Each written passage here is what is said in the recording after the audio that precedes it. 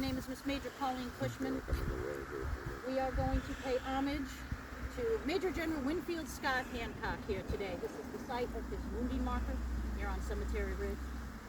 General Hancock is born on Valentine's Day, February 14th, 1824, with a twin brother named Hillary. The only thing I can really say about Hillary is that he's the complete opposite of Winfield. Hillary does not go into the military like his brother. I have never found any confirmed photograph of his twin brother. Twin brother was a little scandalous. He was arrested several times over the years, and he also played a part in controlling. Winfield had turned his money over to him when he entered the war. So some of it went missing. So that's all we'll say about his brother Hillary. He has a younger brother, John Hancock, born in 1830. His brother will serve with him here at Gettysburg. He serves on the staff of General John Caldwell in the 2nd Corps. Hancock is born in Montgomery Township, Pennsylvania. When he is a youth, they moved to Norristown, Pennsylvania. At first, he is schooled privately, then they switched to a public school. Enters West Point in 1840, graduating in 1844.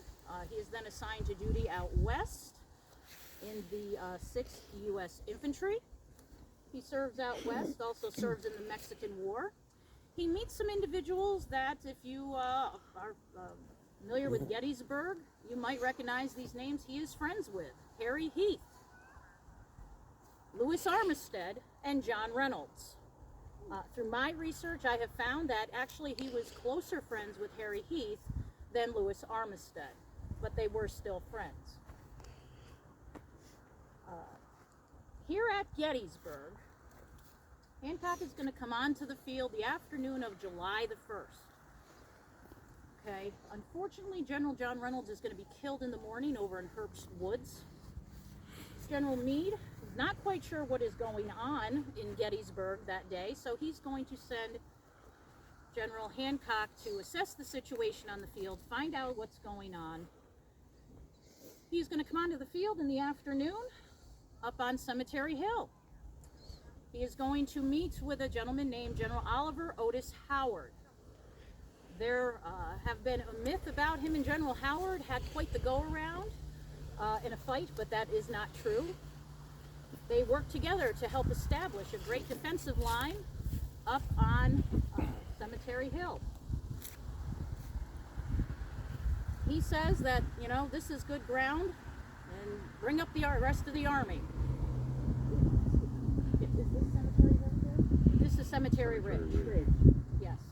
Cemetery Hill is north and to the east. No. On July 2nd, his men are embroiled in battle here on Cemetery Ridge. If you look down that way, past the Pennsylvania, you're going to see the 1st Minnesota. The 1st Minnesota, he is going to order personally into battle. The line is starting to crumble here on Cemetery Ridge by the advancing Confederates. His support is not arrived yet. He sends this regiment to certain wounding and death. Okay. 1st Minnesota does a bayonet charge. You've heard of a bayonet charge at Gettysburg with the 20th Man on Little Round Top. There were other bayonet charges that day. The 137th New York on Culp's Hill under David Ireland, as well as the 1st Minnesota. So his men really helped save this line, because if the Confederates break the Union line, they are going to split Meade's army in two. They're going to have access to the roadways. It's going to be a very bad situation for the Army of the Potomac. So Hancock is instrumental with his boys on defending Cemetery Ridge that day. We're now going to take it to July 3rd, 1863. This is the site of his wounding marker. He is going to be riding along the lines on the afternoon. He's actually going to have a lunch, a around. by General Gibbon. Yes, hosted by General Gibbon with, I believe it was a chicken stew, It was a rooster that my men found, probably the last one within 20 miles. I heard it was location. a scrawny rooster, but they made it well indeed, yes. It was not a healthy bird. Yes. General Gibbon does host a luncheon. It breaks off, and General Hancock starts to disperse, and then there is a bombardment of Confederate artillery. So Hancock and his boys spring into action in the defense of Cemetery Ridge. Now, this is where the monument marker is. Hancock does not believe that. Okay, this marker was placed here. If you ever heard of the name John Batchelder, he is the father historian of the Gettysburg battlefield. Through interviews and different sources, he's going to say that Hancock is wounded here. At first they place a wooden sign. Later on the marker is going to come. What happens to Hancock that day? Well, he's riding along his line. He's going to get hit by a mini ball in the upper right thigh near his groin and go down. He is starting to bleed out. 2 Vermonters help save him. Okay, General George Stannard, as well as George Benedict, they're gonna help him off his horse. They are going to put a tourniquet on the wound. Okay, if you've ever seen the movie Gettysburg, do you know the line, "Don't let me bleed to death"? That is actually from reports of what Hancock said. So they are going to take General Stannard's handkerchief. They are going to take it with a revolver, and they're going to tie it on a tourniquet to stop the bleeding. Hancock does not want to be removed from the field until the engagement is decided. They manage to stop the bleeding. He goes down. He's still giving orders. What happens? The Union defends. Confederates' attack is over. Afterwards, he is going to be triaged at first. He actually thinks George Benedict is a surgeon, because as Benedict's putting the tourniquet on him, he says, the way the blood is flowing, it's not an arterial wound, General, you're going to live. And he says, thank you, doctor. That's what reports say, that he actually thought George Benedict was a physician. So, afterwards, he's going to send 2 dispatches. He's going to send one to General Meade, who says, we have held the ground, sir, and won the day. He sends another one to Elmira Hancock, his wife. He says, I have been wounded. I do not believe mortally. Meet me in Philadelphia. So after that, after she receives it, of course, her and her 2 children, Russell and Ada, are going to meet him in Philadelphia. Anyway, he's taken to a couple different field locations, field hospitals. He's taken back to his headquarters. He's also going to end up at the George Spangler farm property, okay, over by Granite Schoolhouse. He's on that property. Someone else who goes down later that day, a friend of his, Louis Armistead, who goes down wounded at the angle after he comes over the stone wall and tries to capture some of Cushing's guns. They are technically on the George Spangler property at the same time. They do not know the other is there, unfortunately. Armistead is going to die 2 days later on July the 5th at the George Spangler Summer Kitchen.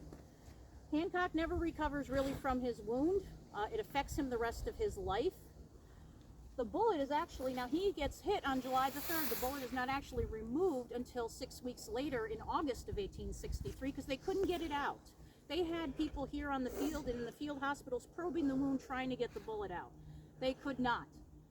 So actually 6 weeks later, he feels he's going to die, that he's very sick, and General Meade sends his physician, Dr. Lewis Reed, to go and help Hancock. He has the idea to put Hancock in the same position that when he was wounded. He puts him in a chair on a dining room table, and he gets the bullet right out. Hancock starts to get better, but again, he returns to field command in the spring of 1864.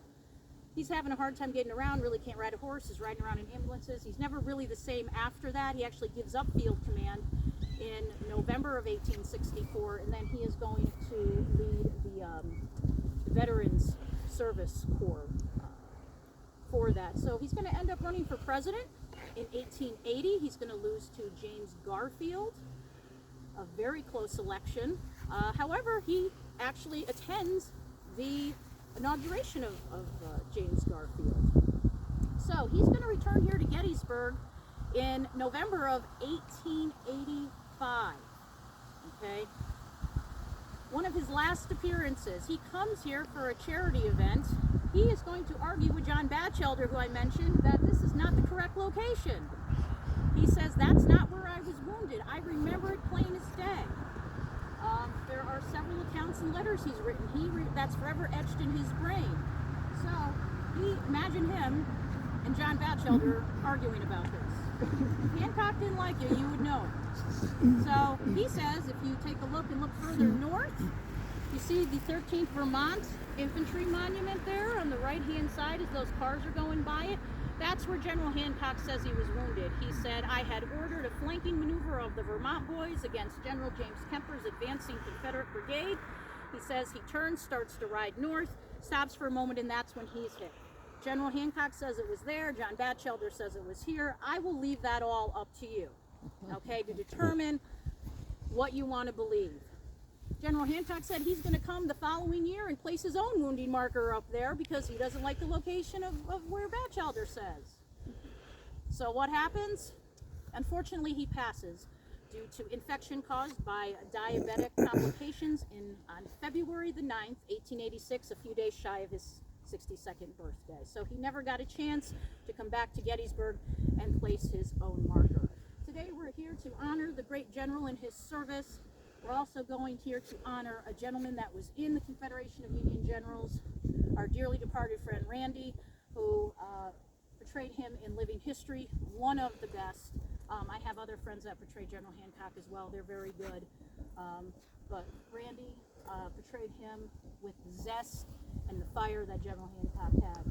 So to General Hancock, we thank you for your service. And to Randy, we thank you. Randy was actually pretty adept at the profanity part.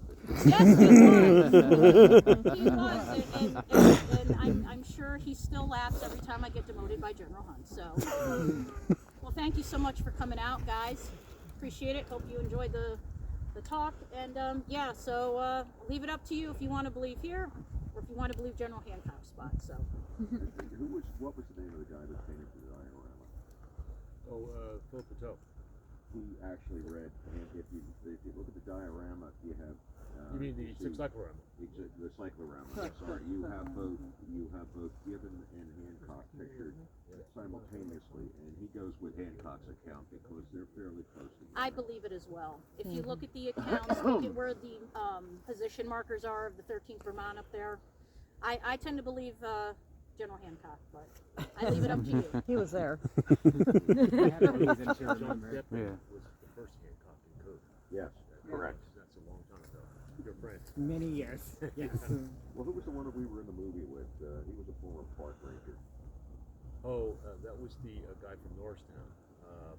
He had a bad leg or bad back, and he was with his wife was active in Historical Society. I don't recall his name, but he actually. Well, he was an independent. Okay. He did Very nice, Andy MJ. and I, you may not Good know, job. we are former stars of the